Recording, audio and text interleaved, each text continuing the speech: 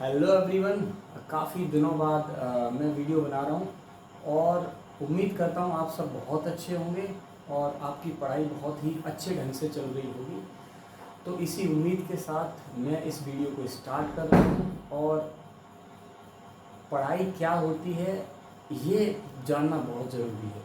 आपने काफ़ी लोगों ने काफ़ी स्टूडेंट ने बहुत सारे चैप्टर्स पढ़ चुके होंगे, कभी भी चैप्टर को उस ढंग से नहीं पढ़ा होगा जिस ढंग से हम आपको पढ़ाएंगे। रीज़न क्या है? रीज़न ये है कि हम जो भी पढ़ाएंगे पढ़ाएंगे, कंप्लीट कंटेंट देंगे और हर बेसिक टू हाई एक बेसिक से चीज़ों से मतलब कोई भी चैप्टर को पहले बेसिक बैकग्राउंड से जोड़ेंगे, उसके बाद हम कहीं हाई लेवल पे जाएंगे, वो भी टाइप बाय टाइप जाएंगे। ठीक है।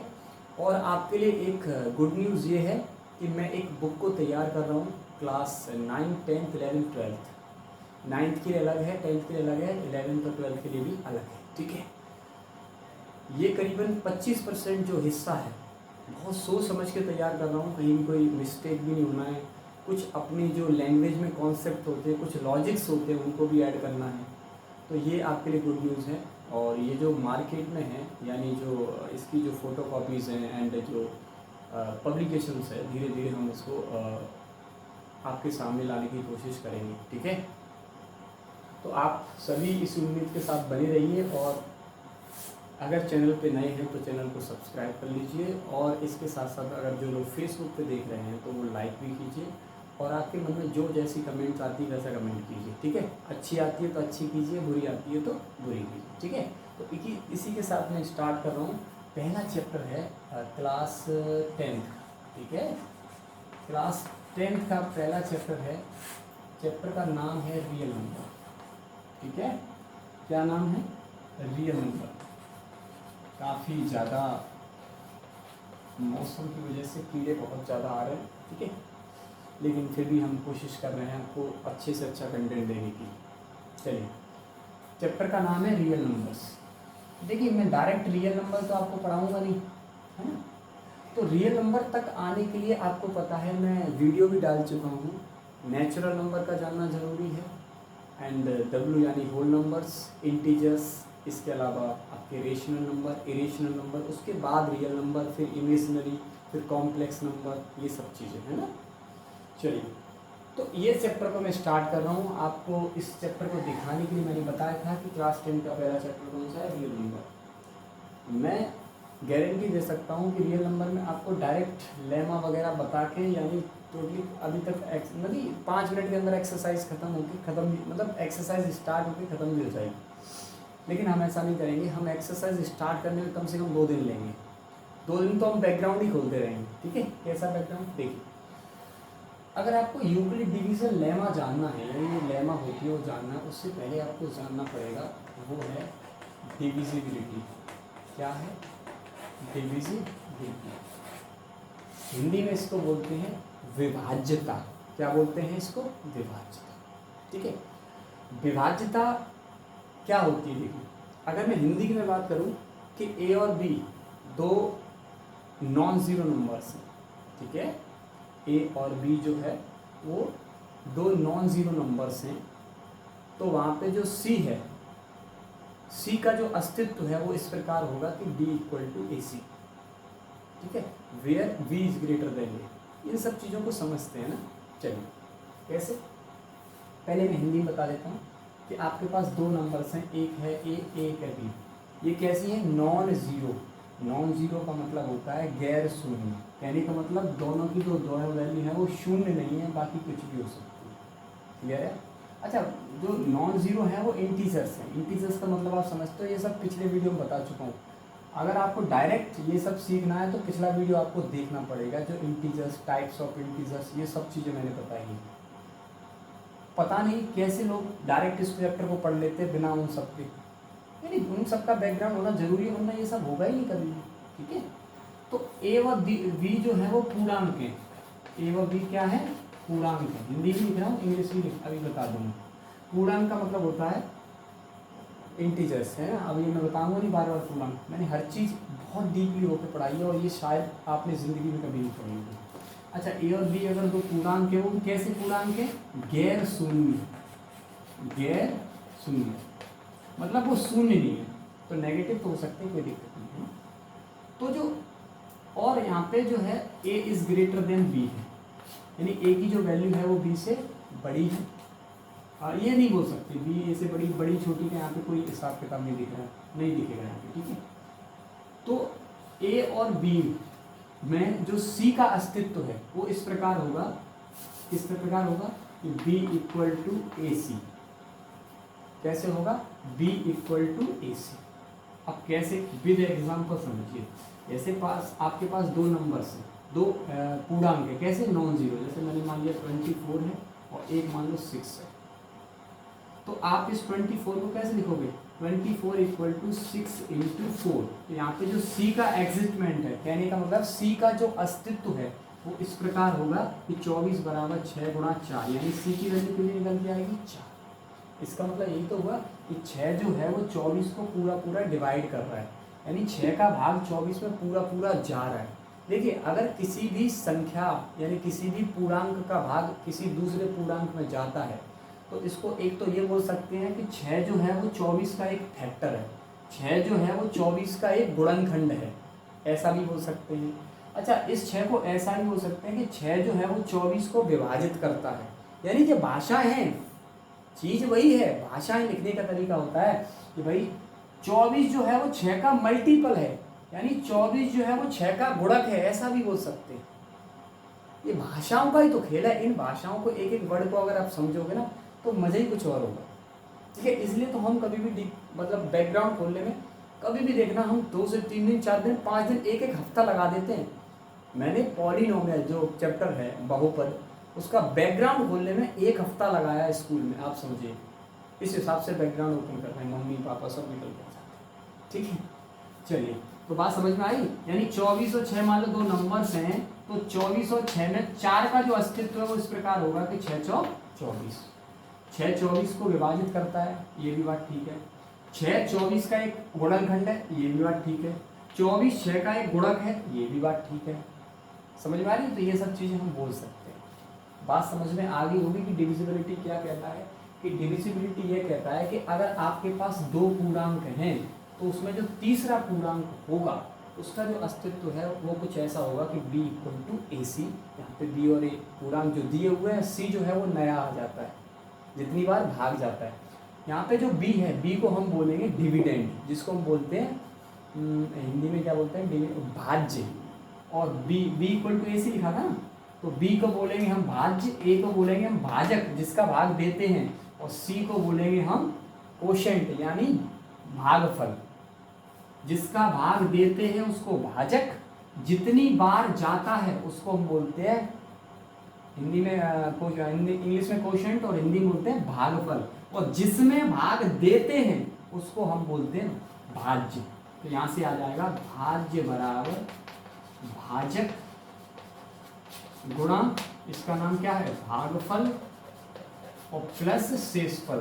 तो आप बोलोगे सर यहाँ प्लस शेषफल में तो कुछ है नहीं। अरे नहीं हो तो प्लस 0 तो है ही है ना।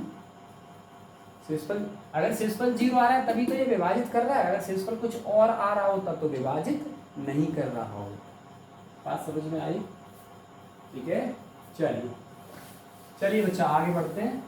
तो ये डिविजिबिलिटी, अगर ये डिविजिबिलिटी की अगर हम इंग्लिश में बात करें तो if A and B are, A and B are, A और बी जो है नॉन जीरो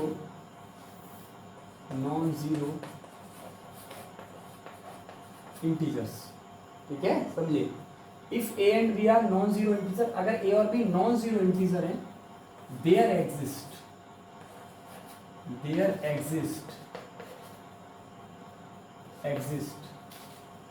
इंटीजर सी, यानी जो एग्जिट करेगा सी, वो कैसे करेगा? Such that B equal to A C. Clear है? बी यहाँ पे क्या है? डिविडेंड, ये क्या है? डिवाइजर, ये क्या है? कोशेंट प्लस रिमाइंडर, आपको पता है 0। क्लियर है? अच्छा, ये देखिए, तो इसका एग्जांपल क्या है? जैसे मैंने 24 है, तो 24 और 6 का जो है वो एग्जिस्टमेंट कैसे होगा? 24 इक्वल टू 6 इंटू 4 और प्लस 0। समझ में आया? तो एक नया जो देखो ये था बी, ये था ए, तो बी और ए से एक नया सी आया कि नहीं आया? कौन? 4 और प्लस रिमाइंडर। क्लियर हो गया? बात समझ में आ रही? तो देखिए अब इसमें ये बोल सकते हैं 6 डिवाइड्स 24, ऐसा भी बोल सकते हैं 24 डिवाइड बाई 6, ये भी बोल सकते हैं। ऐसा ही बोल सकते हैं 6 इज अ फैक्टर ऑफ 24, बोल सकते हैं 24 इज ए मल्टीपल ऑफ 6, बोल सकते हैं, क्योंकि मल्टीपल और फैक्टर में फर्क होता है, आपको पता होगा। फैक्टर हमेशा वो खुद हो सकता है या उससे छोटा होगा, मल्टीपल खुद होगा या खुद से बड़ा ही होगा, छोटा ही होगा। ठीक है, ये सब छोटी छोटी चीजें हैं, हम इनको पढ़ चुके हैं। अगर नहीं पढ़ चुके हैं तो हम ये सब पढ़ेंगे आपके पॉलिनोमियल में जाकर। क्लियर है? चलो आगे बढ़ते हैं। तो ये डिविजिबिलिटी समझ में आया? डिविजिबिलिटी क्या है? अब देखिए how to write A divides B, A divides B in short form, shortcut लिख रहा हूँ, ठीक है? यानी अगर A B को डिवाइड कर रहा है तो हम इसको शॉर्ट फॉर्म में कैसे लिखेंगे? तो शॉर्ट फॉर्म में लिखने का तरीका है A डिवाइड का ये चल रहा है खड़ा, एकदम खड़ा, B, इसका मतलब होता है A डिवाइड्स B, यानी A B को डिवाइड कर रहा है।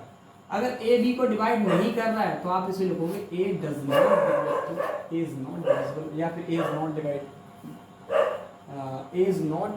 Divide B। क्लियर है? अगर डिवाइड कर रहा है तो इस तरह से यानी ये तो आप लिखते हैं ना, जब आप वो पढ़ोगे √2 एक परिमित संख्या, ये सब इरेशनल नंबर प्रूफ करना, तो वहाँ पे लिखते हो P divides 2 divides P square, तो P डिवाइड्स P, इस तरह से। तो वहाँ पे शॉर्टकट में लिखना सीखो। जैसे 2 डिवाइड्स A, तो आप उसे लिखोगे 2 डिवाइड्स A, 2 डिवाइड्स 24, तो 2 डिवाइड्स 24। बात समझ में आई? ये लिखने का शॉर्टकट तरीका है। बात समझ में आ रही है? चलिए आगे हम पढ़ते हैं। अगर आपको डिविजिबिलिटी समझ में आ गया है तो हम पढ़ते हैं इसके बाद लेमा। क्या पढ़ेंगे हम? लेमा। सबसे पहले लेमा समझो, लेमा क्या होती है, तब तो आप यूक्लिड डिवीजन लेमा तक पहुंचोगे। डिवीजन मैंने आपको बता दिया, डिविजिबिलिटी। अब यूक्लिड जो है एक ग्रीक मैथमेटिशियन थे, तो उन्होंने बताया था कि लेमा क्या, वो यूक्लिड डिवीजन लेमा दी थी। देखिए lemma is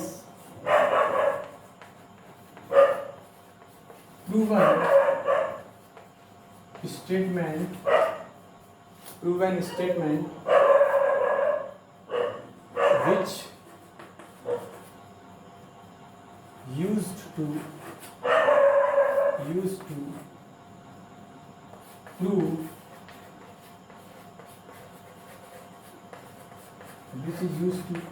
prove other statements। समझो लेमा क्या होती है, समझो। क्लियर है? इससे ज्यादा चौक से लिखने में बड़ी समस्या होती है।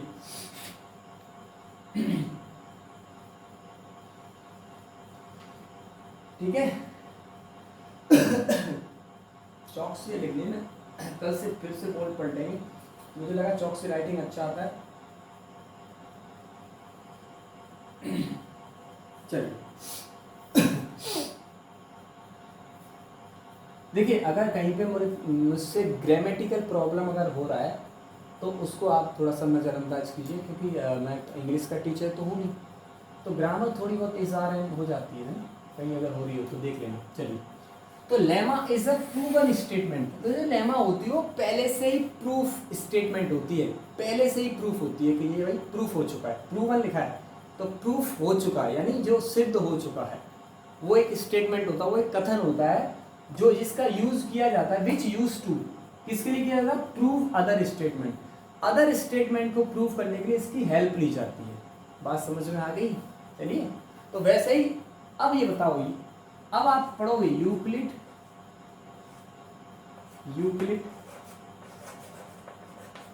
Division lemma. तो लेमा तो आप आ गए, सीख गए। डिवीजन वाला कॉन्सेप्ट मैंने बता दिया, डिविजिबिलिटी रूल। इसके बाद यूक्लिड डिवीजन लेमा है। तो यूक्लिड एक नया वर्ड आया है। तो Euclid is a Greek mathematician, ठीक है। Euclid was the great Greek mathematician. एक ग्रीक मतलब एक देश है, तो वहाँ के मैथमेटिशियन थे, मतलब ग्रीक के रहने वाले थे। भारतीय बोलते हैं इंडियन, तो वैसे ही ग्रीक भी बोलते हैं, रसियन, अमेरिकन, इस तरह से ग्रीक, ठीक है। तो उनका जो सबसे ज़्यादा जो योगदान है, बोले तो उनका सबसे ज़्यादा वो इन्वॉल्वमेंट है, वो सबसे ज़्यादा इन्वॉल्वमेंट है, उनका जो सबसे ज़्यादा योगदान है वो है ज्योमेट्री में। किसमें? ज्योमेट्री। वो ज्योमेट्री को इनने बहुत आसान बना दिया था, यानी ज्यामिति में, ठीक है, इन्होंने यूक्लिड में। तो इन्होंने यूक्लिड, और इनका जो योगदान है वो नंबर थ्योरी में भी बहुत है। जो नंबर थ्योरी हम पढ़ा रहे हैं, नंबर थ्योरी तो एक तरह से, तो इसमें भी उनका बहुत बड़ा योगदान है, इसका यूक्लिड का। तो Euclid division in lemma, what is lemma? Lemma तो आप सीख गए। तो यूक्लिड डिवीजन जो लेमा है वो एक तरह से इट इज बेस्ड, जो यूक्लिड डिवीजन एल्गोरिथम होती है वो यूक्लिड डिवीजन लेमा पर ही बेस्ड होती है। यानी यूक्लिड डिवीजन लेमा का यूज कहाँ किया जाता है? ये पहले से प्रूवन स्टेटमेंट है, तो इसका जो यूज किया जाता है वो किया जाता है यूक्लिड डिवीजन एल्गोरिथम में।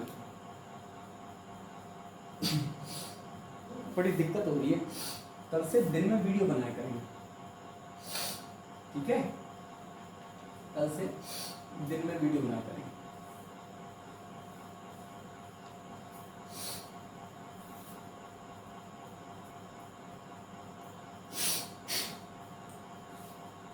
रात में क्या कीड़े वीड़े भी आते हैं। चलिए, तो फिर क्या है? Euclid division lemma. अच्छा, लेमा लिखना है, तो मैंने लेमा तो अच्छे बता दी। अब यूक्लिड डिवीजन लेमा क्या है देखिए, let A and B are two positive integer. Positive को शॉर्टकट में पॉजिटिव, पॉजी और स्पेक्टिव वी लगा देते हैं, ठीक है, पॉजिटिव इंटीजर्स।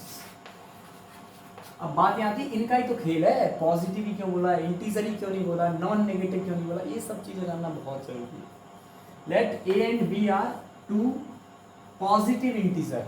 तो पॉजिटिव इंटीजर है तो 100% जीरो तो होगा नहीं, क्यों? क्योंकि zero is neither positive non negative. तो यहाँ पे बोलना ये जरूरी नहीं था कि नॉन नेगेटिव हो, वो सॉरी नॉन जीरो हो। क्यों भाई? पॉजिटिव होगा तो वो नॉन जीरो ऑटोमेटिक हो जाएगा, अगर आप पढ़े लिखे हो, यानी कि मैंने जो पढ़ाया वो अगर आपने पढ़ा है तो, वरना कुछ समझ में नहीं आने वाला जो अगर आपने एक्सरसाइज जिंदगी भर की है, ठीक है। तो let A and B are two positive integer, there exist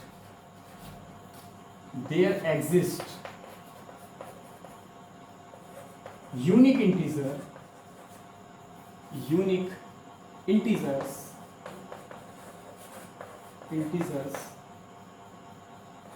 q and r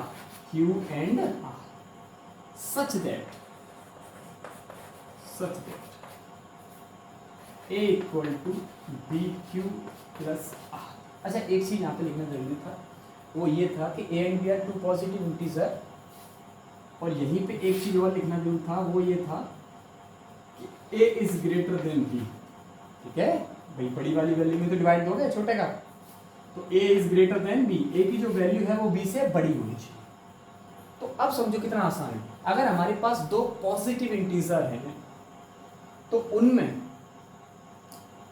दो और इंटीजर्स कौन कौन, q और r, वो किस तरह से एग्जिस्ट करेंगे? वो करेंगे a equal to B Q plus R, where q is a quotient and r is reminder. और r की जो वैल्यू है, रिमाइंडर कभी भी डिवाइजर से छोटा नहीं होता। ये बताओ, जिसका हम भाग दे रहे हैं क्या उससे बड़ा, सॉरी मतलब छोटा ही होगा, क्या जो हम भाग दे रहे हैं क्या उससे बड़ा कभी भी रिमाइंडर आ सकता है? कभी नहीं आ सकता। अगर रिमाइंडर बड़ा आ गया इससे मतलब पहले ही भाग देना चाहिए था, पहले डिवाइड देना चाहिए था। तो रिमाइंडर हमेशा छोटा रहता है किससे? b से। क्या रिमाइंडर बराबर भी आ सकता है यानी b के? नहीं, जिसका हम भाग दे रहे हैं उसके बराबर भी नहीं आ सकता। 6 का भाग दे रहे हैं तो रिमाइंडर 6 कैसे आ जाएगा? हाँ, क्या 0 से बड़ा आ सकता है? बिल्कुल आ सकता है 0 से बड़ा, लेकिन 0 भी तो आ सकता है, यानी पूरा अगर डिवाइड चला गया, तो इसलिए यहाँ पे लगाएंगे बराबर। बात समझ पाए कि r की जो वैल्यू है ग्रेटर देन और इक्वल, ग्रेटर देन जीरो का मतलब है कि या तो जीरो से बड़ी हो तो भी ठीक है, जीरो भी हो तो भी ठीक है, लेकिन बी से छोटी ही होनी चाहिए। ठीक है, अब आप एग्जांपल के जरिए समझिए कि अगर आपके पास 24 और 9, 24 और 9, तो 24 और 9 पता है आपको, 24 इज ग्रेटर देन 9। तो इन दो नंबर्स के साथ न्यू दो नंबर्स जो न्यू दो इंटीजर्स हैं, पॉजिटिव इंटीजर, वो कैसे एग्जिस्ट करेंगे? 24 इक्वल टू 9 इंटू, तो 9 2 जा 18, 9 2 जा 18, बचा कितना? 6। अब आप सॉल्व करके देख लो, LHS और RHS को बराबर आएगी। क्यों? 9 2 जा 18, 18 और प्लस 6 24, यानी इस 24 को तोड़ दिया, ब्रेक कर दिया। तो ये ब्रेक करने वाली मेथड ही तो है Euclid division lemma. Euclid division lemma. अब देख लो, मैंने 9 का भाग दिया था तो 9 से छोटे ही आ रहा है कि यार अच्छे आ रहा है? तो देखो 9 की जगह देखो यहाँ पे 0 भी आ सकता था, 1 भी आ सकता था, 2 3 4 5 6 7 8 तक आ सकता था। कितने पॉसिबल रिमाइंडर होता है यहाँ पे? 8 तक। क्यों? क्योंकि 9 से छोटे होंगे, 9 से छोटे 8 तक होंगे, और 8 तक जो होंगे वो आपको पॉजिटिव इंटीजर नहीं लेना, मतलब जो इंटीजर्स ही लेना। तो पॉजिटिव, आप देखो 0 इसलिए बच सकता है कि आपको पता है कि पूरा पूरा अगर भाग यहाँ मान लो 27 होते तो 9 किए 27, तो यहाँ पे 0 हो जाता है। ठीक है, तो ये थी यूक्लिड डिवीजन लेमा, है ना, यूक्लिड डिवीजन लेमा। अगर आप इसका स्क्रीनशॉट लेना चाहते हैं या फिर कॉपी करना चाहते हैं तो 1 मिनट का टाइम है, आप कॉपी कर लीजिए। ठीक है, चलिए फटाफट।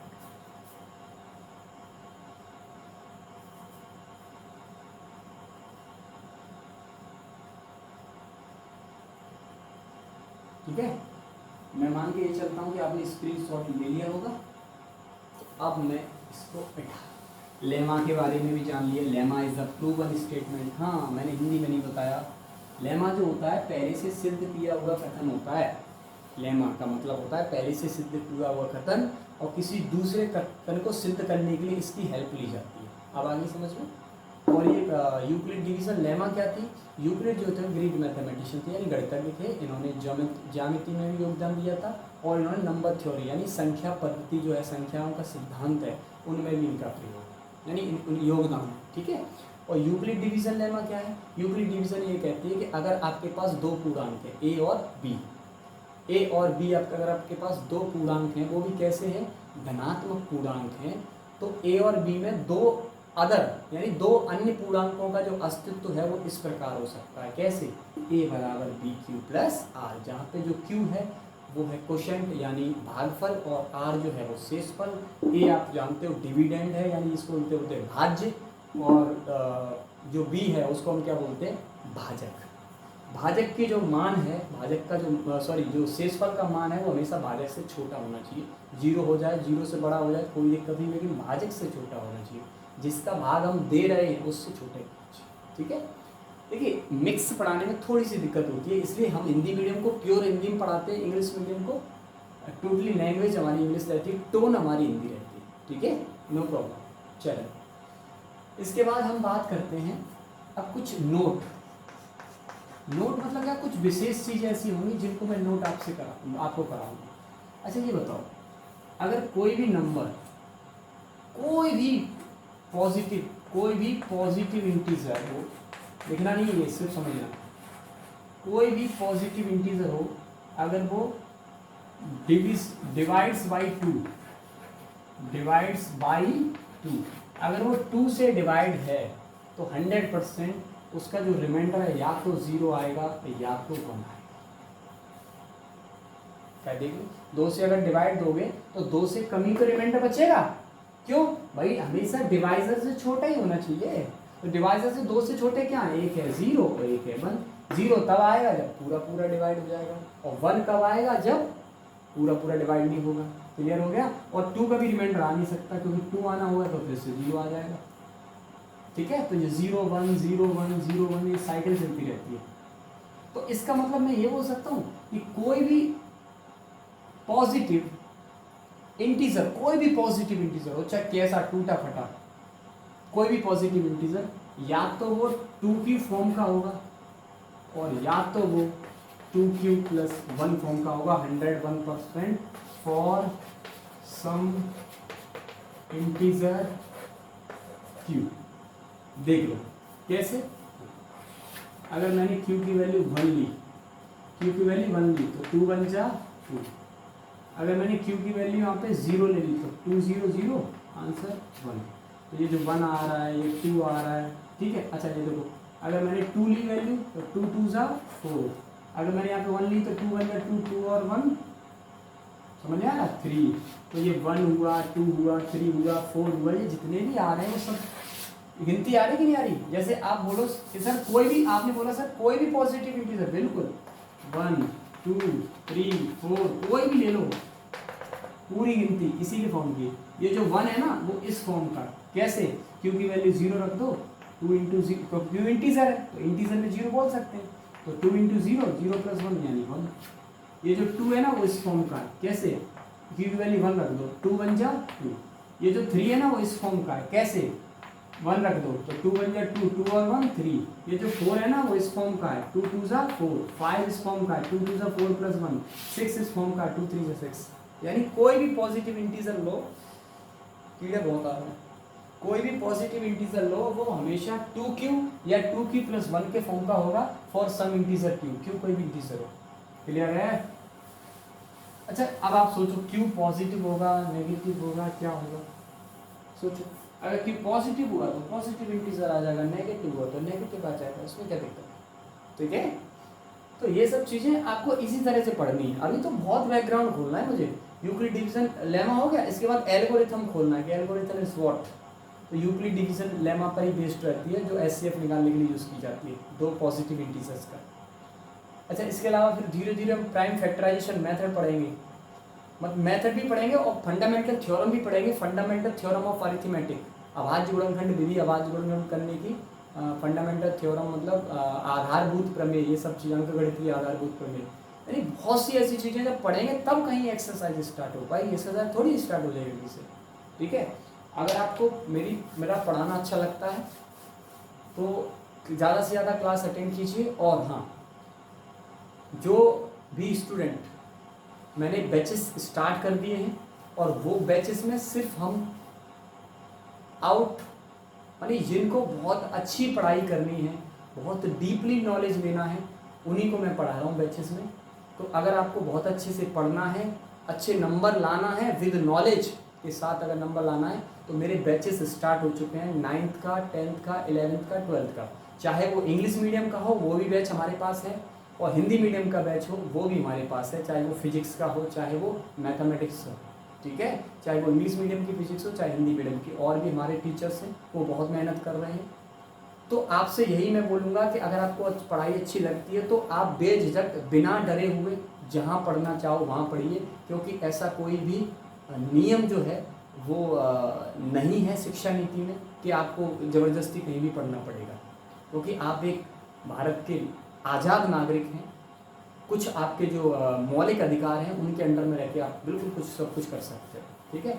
तो मौलिक अधिकारों से अलग काम नहीं कर सकते, वो अच्छी बात है, लेकिन मौलिक अधिकारों में ये आता है, मौलिक अधिकारों के अलग ये आता भी नहीं। कौन सा, कि आप जहाँ पढ़ो ज़बरदस्ती पढ़ना पड़ेगा, ऐसा कुछ भी नहीं होता, ठीक है। आपको अगर पढ़ना अच्छा लगता है, बहुत तरीके से चीज़ें आपको प्रोवाइड की जा रही हैं और की जाएंगी, ठीक है। तो आप इसके लिए बिल्कुल भी निराश ना हो, बेझिझक बिना डरे जहाँ पढ़ना है वहाँ पढ़िए, जहाँ अच्छा लगता है वहाँ पढ़िए। बाद में पछताने के अलावा आपके पास कुछ नहीं बचेगा।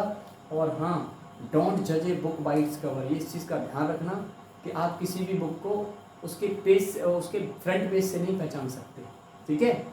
आप देखिए एक चीज़ ध्यान रखो, जो अफवाहें होती हैं, जो र्यूमर्स होते हैं, और जितनी भी घटनाएं होती हैं जो हर जगह फैलती हैं, वो सिर्फ और सिर्फ जो अच्छा ज़िंदगी में कुछ अच्छा कर रहा होता है, जो ज़िंदगी में बहुत आगे बढ़ रहा होता है, उसी के बारे में ऐसा बनता है सामने। कभी भी उल्लुओं के बारे में, कभी भी पागलों के बारे में, कभी भी अनपढ़ों के बारे में अफवाहें नहीं बनती। ये चीज़ का ध्यान रखना। मैं क्यों कह रहा हूँ, काफ़ी लोग समझदार हैं, इस चीज़ का ध्यान रखना। आप आजमा के तो देखिए, आपके 50 ट्यूशन, हमारा एक ट्यूशन बराबर पड़ जाएगा, गारंटी है इस चीज़ की। आप वो चीज़ें मैं आपको दिखा दूंगा, जादू दिखाऊंगा, मैथ में जादू, ऐसी ऐसी चीज़ें तो आप दिमाग ही घूम जाएगा, सर ऐसा भी हो सकता है, सर ऐसा भी हो सकता है। ठीक है, तो आप बेझिझक होकर पढ़िए, किसी से मत डरिए, किसी प्रकार की कोई दिक्कत है हमें इन्फॉर्म कीजिए। ठीक है, एकेडमी कल से स्टार्ट हो रही है और बाकी जितने बैचेस हैं मैं घर पे पढ़ा रहा था, उसके जो बैचेस जितने भी बैचेस हैं वो मैं जो आपके सब्जी मंडी है वहाँ पे पढ़ा रहा हूँ। आपको नंबर सारे प्रोवाइड कर दिए गए हैं, फेसबुक से भी ले सकते हो, तो आपको बेझिझक होकर कॉल कीजिए और आप पढ़ना चाहते हो तो बिल्कुल पढ़िए। अगर कोई अनाथ या कोई असहाय जिसके मम्मी या पापा या कोई एक नहीं है तो मैं उसको फ्री में ट्यूशन दूंगा, ये मैं कह रहा हूँ। और अगर कोई बच्चा पढ़ने वाला है, ये मैं सूचना आपको दे रहा हूँ कि अगर कोई बच्चा पढ़ने वाला है तो उस बच्चे को SK मेमोरियल में हम फ्री में पढ़ाएंगे। कहने का मतलब फ्री में ट्यूशन तो उसे देंगे, फ्री में उसकी जो फीस है वो हम भरेंगे, उसकी जो किताब है वो हम लेकर देंगे। अगर कोई पढ़ने वाला बच्चा हो और गरीब हो, ये मैं कह रहा हूँ, इस वीडियो के माध्यम से, इस मंच के माध्यम से कह रहा हूँ कि अगर कोई बच्चा पढ़ने वाला है, गरीब है, लेकिन पढ़ने बहुत लगन है, मेहनत करता है, उसकी फ़ीस हम जमा कर देंगे। हम ये सोचेंगे कि हमारी आधी सैलरी चाहिए, एक बच्चा हो, 2 बच्चे हो, 5, 10 बच्चे तक हम पढ़ा दें। ठीक है, तो ये सब चीज़ें कीजिए। और बातों से कुछ नहीं होता है, आप आजमा के देखिए।